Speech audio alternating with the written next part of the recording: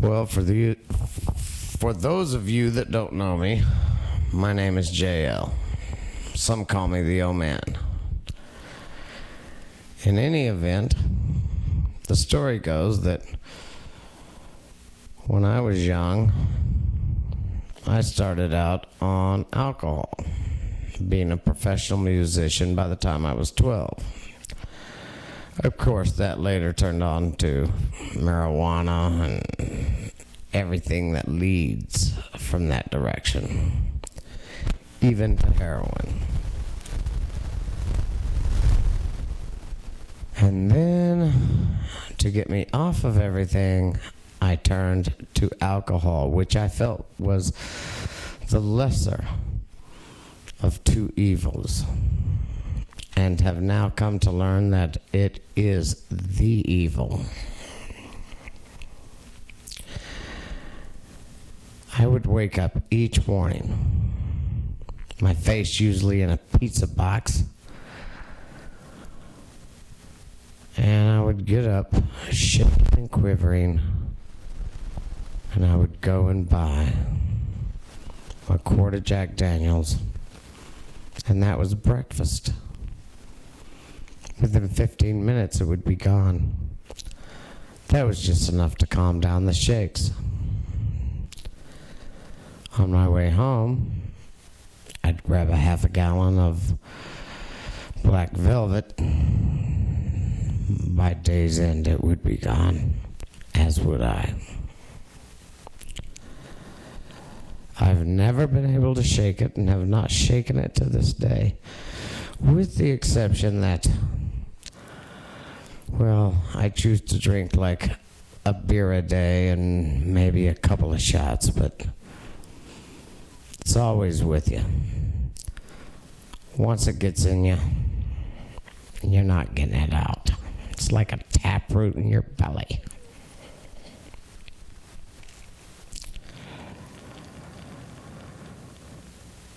To start, we have family problems, all of us do. And yet, we use these substances as crutches to make it through the day. Ain't that a laugh? Because it's us at the end of the day that needs the crutch, or the helping hand to lead us up the hill.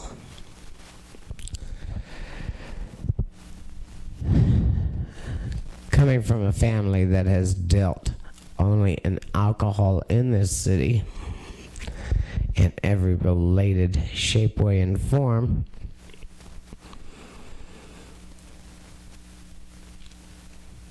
let me tell you some of the personal experiences I've gone through.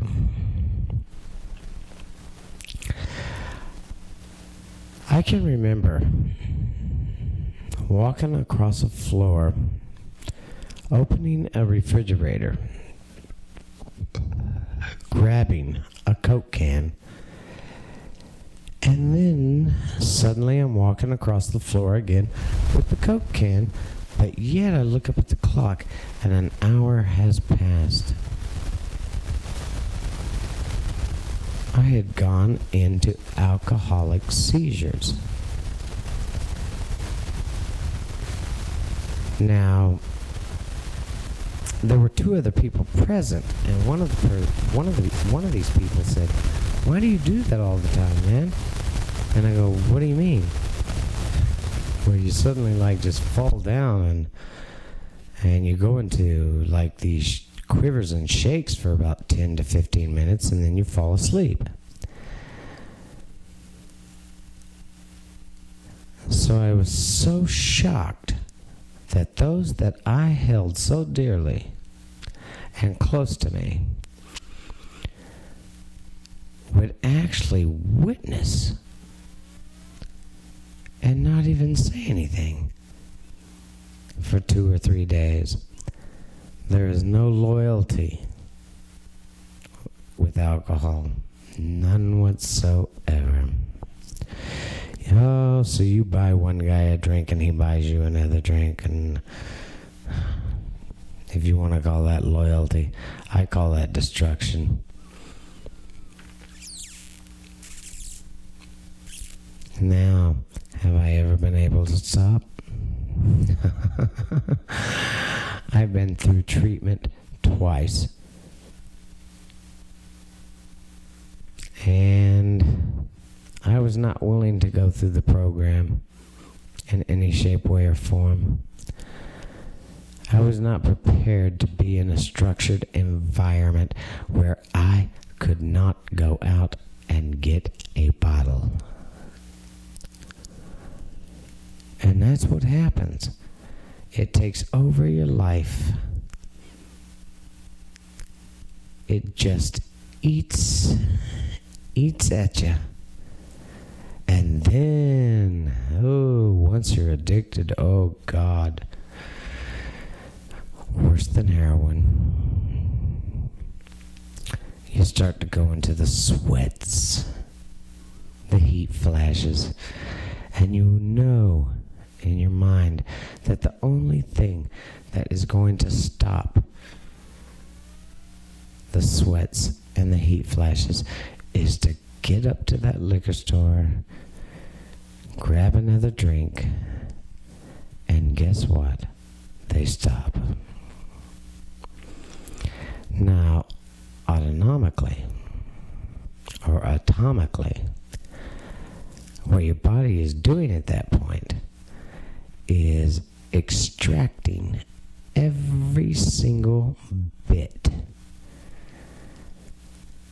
of liquid in your body, such as water, so that it can maintain a certain level of alcohol.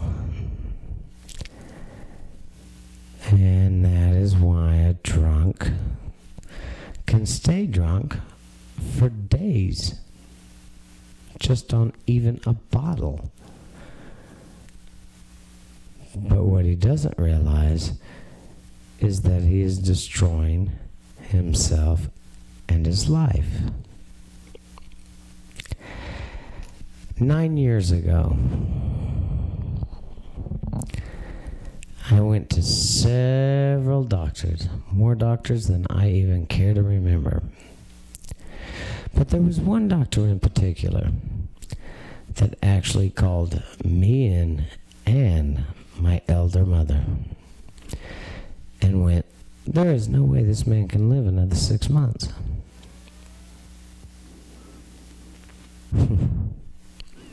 How strange.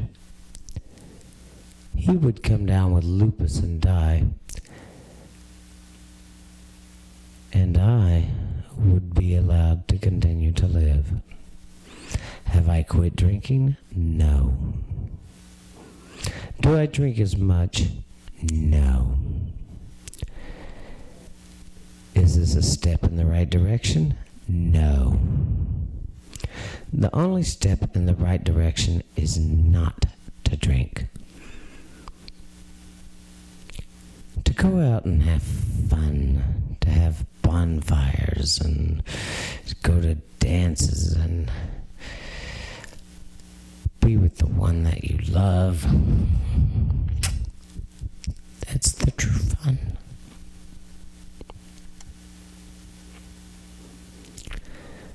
Those of us that end up alone, well, we end up drinking Jose Cuervo, Still 211,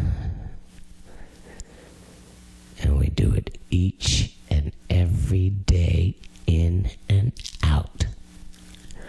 Oh, there may be that one day that we are willing to lie in the bed, perspire and sweat and shake.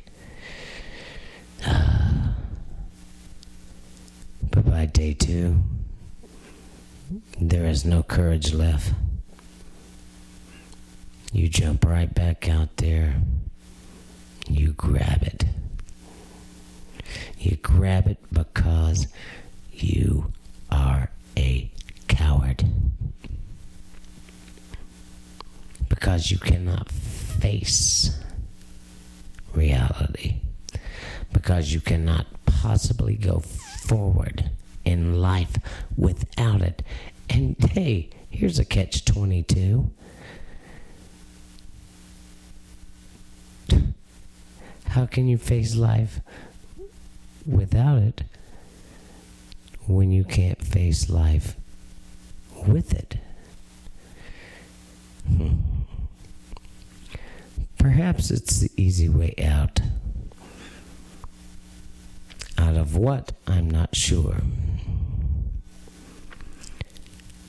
But I guarantee you, it is the greatest of all evils that has ever been created on this planet.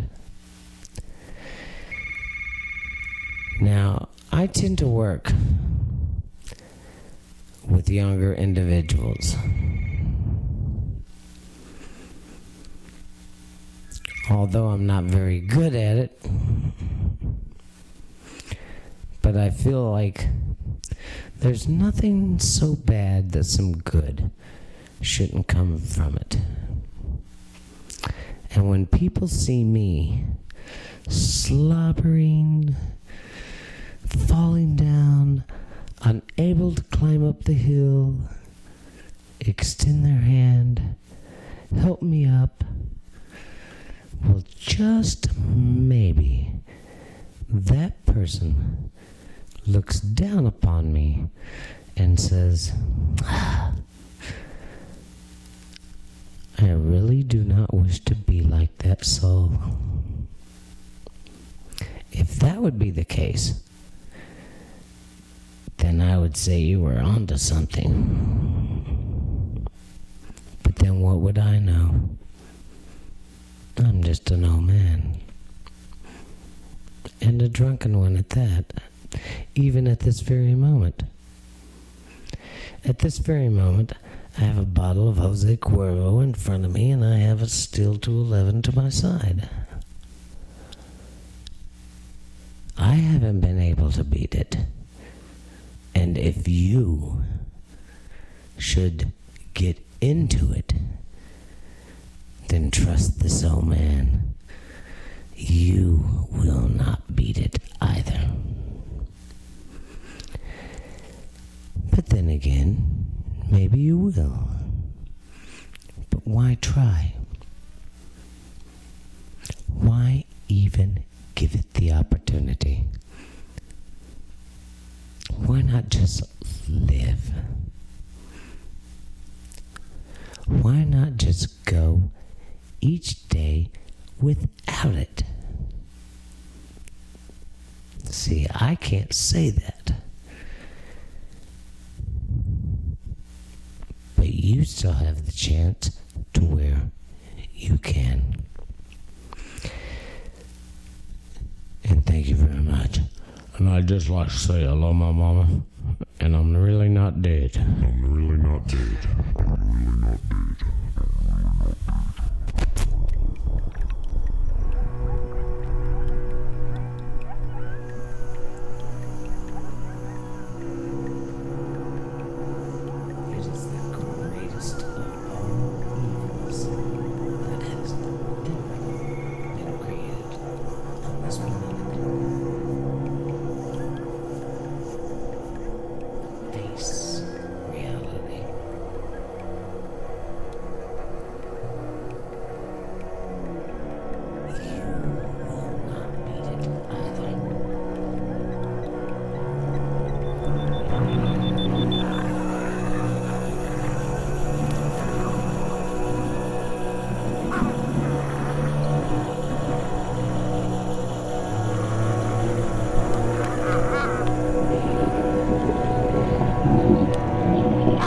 There is no courage left.